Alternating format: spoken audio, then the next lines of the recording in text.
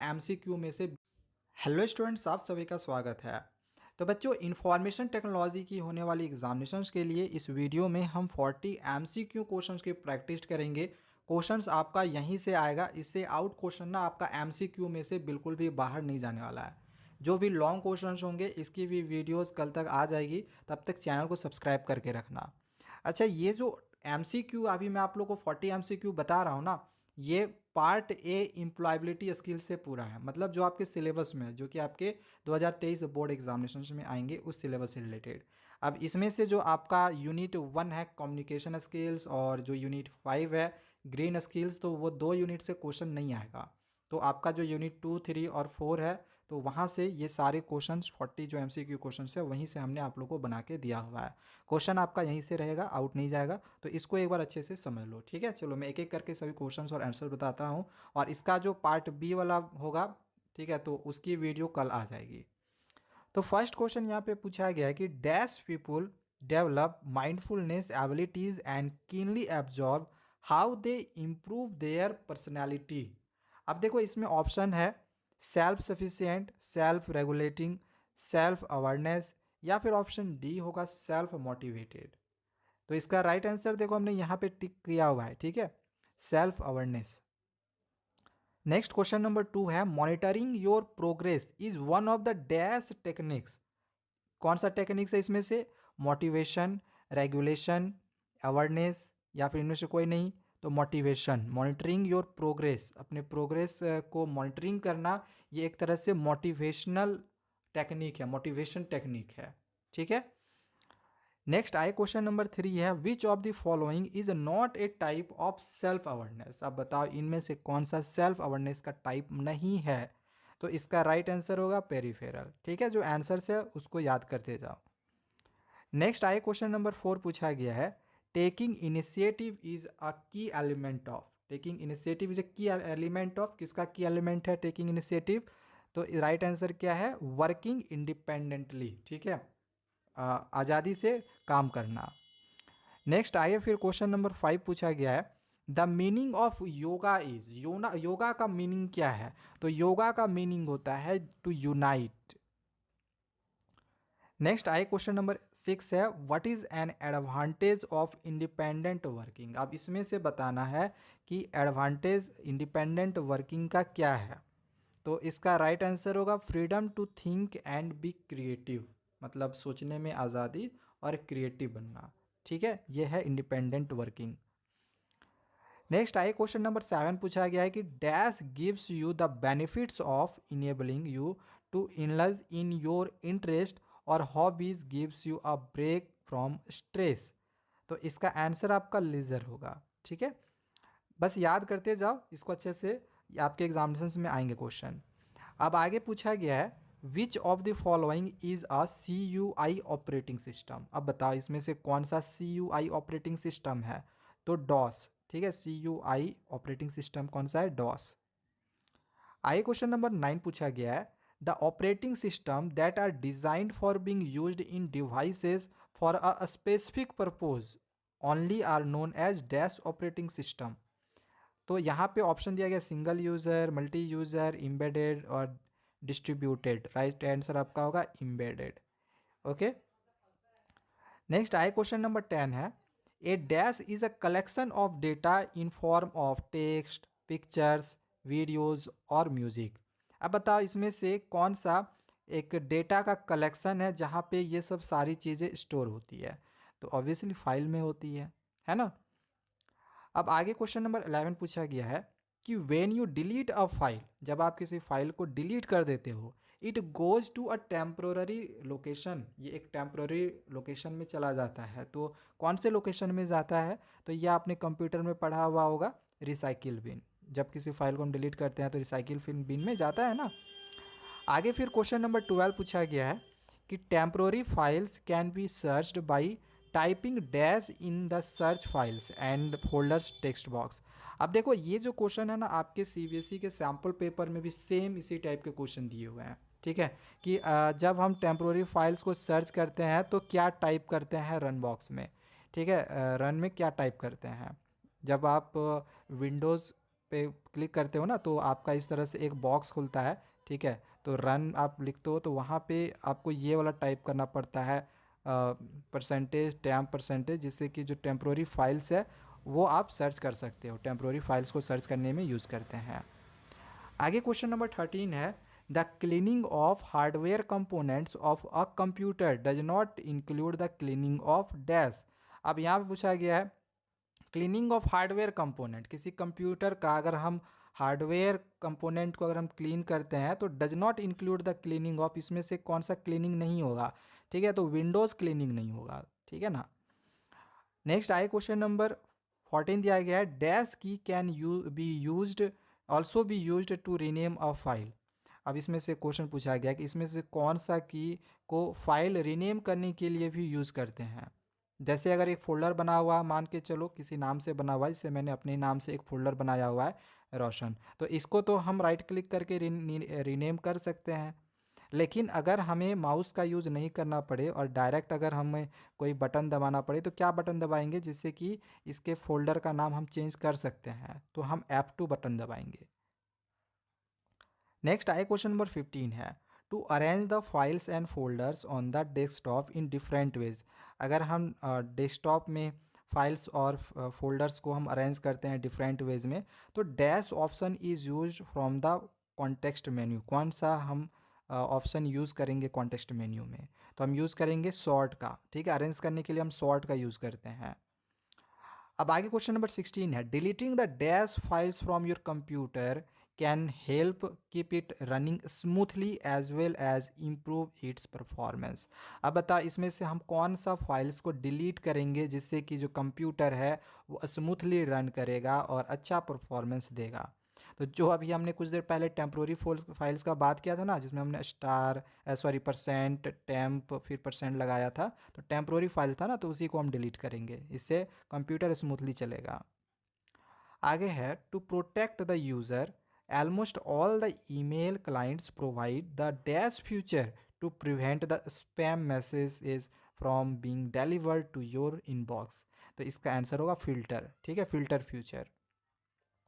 Question number 18 है, Seema has decided to do well in her coming mathematics test as she has overcome the fear of the subject, this is an example of.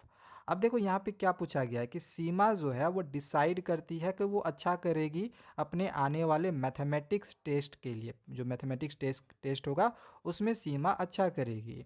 As she has overcome the fear of the subject, subject से डरने की बजाय वो उसका अच्छा से तैयारी करेगी, ठीक है, मतलब अच्छा करेगी, उसको इस पर पूरा विश्वास है। तो विश्वास है तो ये किस तरह का एग्जाम्पल है, तो ये एक तरह से ना सेल्फ मोटिवेशन है, खुद को मोटिवेशन दे रही है कि मैं अच्छा करूँगा, ठीक है, इस तरह से हम कहते हैं ना। तो ऑप्शन बी राइट आंसर होगा।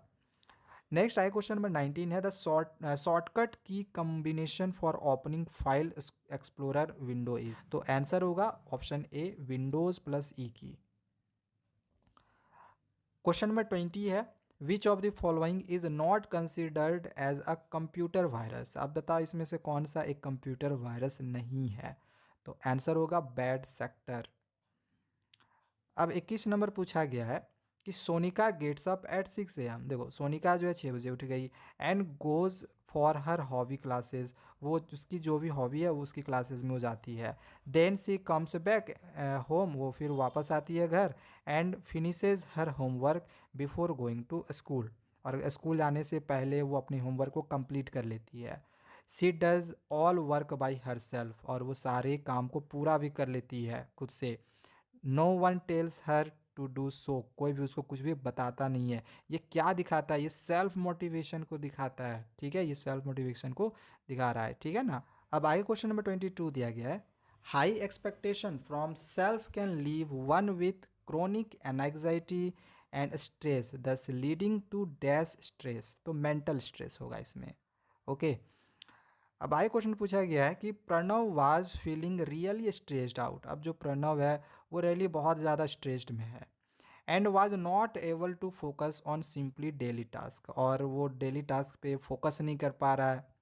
His friend Ravi suggested him to do something that combines physical poses. तो जो रवि है उसको सजेस्ट करता है कि तुमको कुछ फिजिकल चीज़ें करनी चाहिए, ठीक है, mind and body, and will also help him realising his emotional energy. ठीक है, तो क्वेश्चन यहाँ पूछा गया है कि Ravi is mentoring about which technique of stress management. तो जो रवि है वो किस तरह की स्ट्रेस मैनेजमेंट की टेक्निक को मेंटरिंग करने की बात वो कह रहा है। तो इसका जो राइट आंसर है वो होगा योगा। ठीक है, योगा का बात वो कर रहा है। अब नेक्स्ट आई क्वेश्चन नंबर 24 है, डैश मेक्स अस रिजिलियंट। तो इसमें ऑप्शन है self motivation, self regulation, self awareness, self doubt. मतलब आपको इसमें से क्या लचीला बनाता है, रिजिलियंट का मतलब लचीला, ठीक है, क्या लचीला बनाता है। तो सेल्फ रेगुलेशन राइट आंसर होगा। नेक्स्ट आए क्वेश्चन नंबर 25 है, during a virus scan if the infected file is not deleted. Virus scan के बाद जो इन्फेक्टेड फाइल है वो अगर डिलीट नहीं होता है, but it has no opportunity to infect your computer, लेकिन आपका जो कंप्यूटर है वो इन्फेक्ट नहीं होता है, then such files are said to be. तो इस तरह के फाइल को कहते हैं क्वारंटाइंड। ठीक है, नेक्स्ट आए क्वेश्चन नंबर 26 है, the operating system that manages a group of independent computers and makes them appear to be a single computer is known as. इसमें से क्या होगा, तो डिस्ट्रीब्यूटेड ऑपरेटिंग सिस्टम। क्वेश्चन आपका यहाँ से बनेगा ही बनेगा। ठीक है, मल्टी यूजर ऑपरेटिंग सिस्टम हो चाहे एम्बेडेड ऑपरेटिंग सिस्टम हो, इन सब से रिलेटेड आपके एग्जाम में क्वेश्चन बनेंगे। आई क्वेश्चन नंबर 27 है, stress management covers almost all the tools that can reduce stress which is. Answer होगा इसका टेम्प्रोरी। ठीक है, देखो जहाँ समझाने वाली चीज़ें होंगी वहाँ पे मैं आपको समझा दूंगा। आगे है, Ravi's customer comes to his store. Ravi का जो कस्टमर है उसके स्टोर में आता है, and start shouting at him, और उस पर चिल्लाने लगता है। He does not get angry, लेकिन वो गुस्सा नहीं होता है। He listen to what his customers is saying, और वो ध्यान से सुनता है कि उसका कस्टमर क्या कह रहा है। तो ही इज़ वह क्या है, वो हार्ड वर्किंग है, कॉन्फिडेंट है, पेशेंट है, या फिर प्रेइंग न्यू आइडियाज़। देखो यहाँ पेशेंट है, पेटेंट होगा, ठीक है ना, PATENT। ठीक है, तो पेटेंट होगा राइट आंसर। नेक्स्ट आए क्वेश्चन नंबर 29 है, which of the following are the qualities of successful entrepreneurs. अब बता इसमें से कौन सा सक्सेसफुल इंटरप्रेनर्स की क्वालिटीज़ है। तो वो कॉन्फिडेंट होते हैं, वो रिस्पॉन्सिबिलिटी लेते हैं, रिस्पॉन्सिबिलिटी से कोई एक्शन लेते हैं, साथ ही वो वर्क हार्ड भी करते हैं। तो ये आपका तीनों ही सही है, तो ऑल ऑफ द अबव हो जाएगा।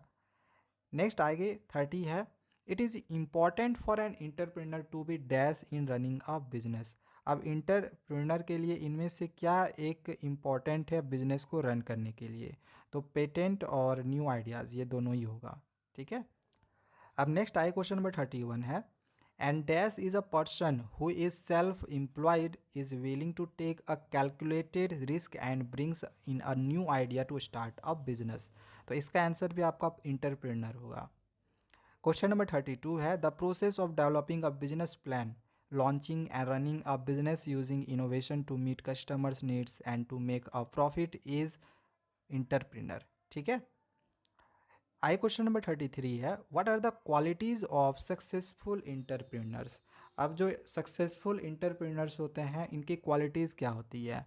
तो फुलफिल कस्टमर नीड्स, ठीक, कस्टमर की जो नीड है उनको पूरा करना ये होता है।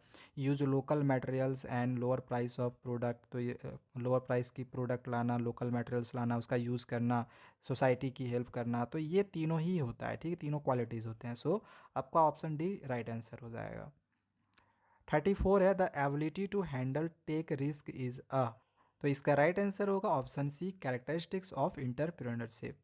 ठीक है, आए फिर क्वेश्चन नंबर 35 है, it is necessary for an entrepreneur to continuously dash towards his her own and company's goal. तो वर्क हार्ड होगा, कॉन्टिन्यूसली वर्क हार्ड।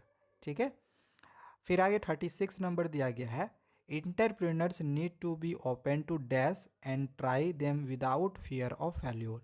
तो इसमें होगा न्यू आइडियाज़।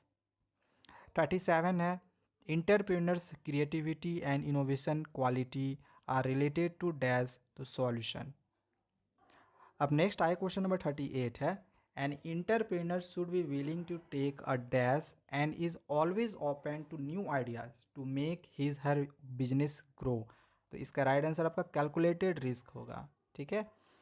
39 है, Sushila decides to sell her company tyres इन श्रीलंका। आप देखो सुशीला है वो डिसाइड करती है कि जो उनकी कंपनी की जो टायर्स है वो श्रीलंका में वो सेल करेगी। It does not sell and she has a loss, वो बेचती नहीं है बट उसका घाटा हो जाता है। She apologises to the people who work for her, वो जो भी उसके साथ काम करते हैं जो भी लोग, उससे वो क्षमा मांगती है। She says she will plan better next time, और वो कहती है कि ये वो आगे इससे अच्छा प्लान करेगी। सी डैश, वो क्या है, तो वो अपनी रिस्पॉन्सिबिलिटी मतलब जो भी मिस्टेक की, उस मिस्टेक की जो रिस्पॉन्सिबिलिटी है वो खुद पे लेती है। ठीक है, तो ये आपका राइट आंसर होगा। अब एक लास्ट क्वेश्चन नंबर 40 है, veg workers does not involve too much in the, जो वेज वर्कर्स होते हैं वो बहुत ज़्यादा किस पे इन्वॉल्व नहीं होते हैं इनमें से, तो वो होता है रिस्क पर। तो ये जो आपके 40 क्वेश्चंस थे ना, तो क्वेश्चंस आपका यहाँ से ज़रूर बनेगा। तो आई होप कि आपको पूरा समझ में आ गया होगा। दूसरी वीडियोज़ में कल हम आप लोग का इसका जो पार्ट बी है उसका भी अपलोड करके दे देंगे। तब तक चैनल को सब्सक्राइब करके रखना। Thank you, bye bye.